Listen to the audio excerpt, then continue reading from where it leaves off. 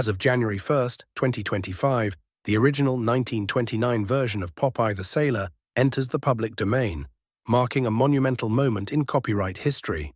This allows fans and creators to legally use Popeye in new and creative ways, free from the constraints of copyright. However, much like other public domain works, there are certain restrictions and guidelines on how these characters and their traits can be used.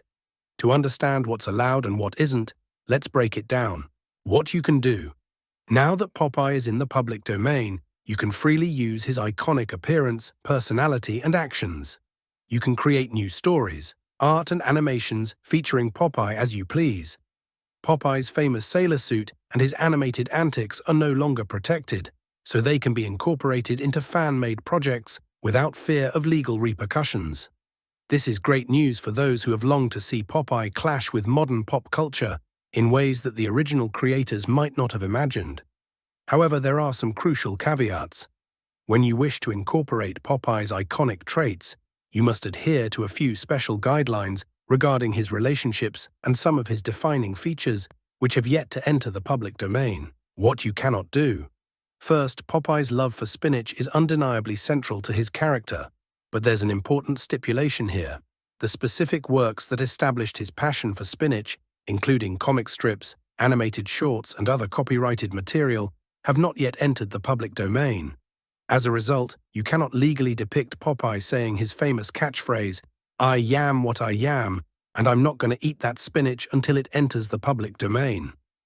For now, you will have to use a placeholder food, anything other than spinach. You can have Popeye declare his fondness for, say, broccoli, or mangoes, or even chocolate cake, but spinach is strictly off-limits until those specific works expire. Things you can do for the inclusions of olive oil and Bluto. An important note about olive oil is that she entered the public domain before Popeye did, meaning you are free to include her in your projects. However, when it comes to Bluto, the antagonist who often competes with Popeye for Olive's affection, you will need to follow a similar protocol as with Popeye's spinach. Bluto, having debuted in later works, still has some elements under copyright protection. Until Bluto himself enters the public domain, you must use a placeholder character to replace him. This placeholder can be any burly antagonistic figure.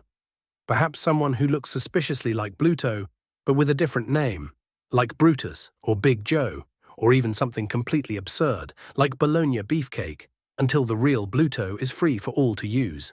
In summary, the entry of the original Popeye into the public domain on January 1st, 2025, marks a new era for creators and fans. You can now freely explore the adventures of Popeye the Sailor, but there are certain limitations. Until spinach-related works and Bluto enter the public domain, placeholders must be used to respect the boundaries of copyright law. The key is understanding the distinction between works that have entered the public domain and those that have not. Remember, while Popeye can now stretch his animated arms and sail the seas of creativity, some of his defining traits still have a way to go before they can be fully unleashed. Keep your placeholders handy and enjoy the freedom to create.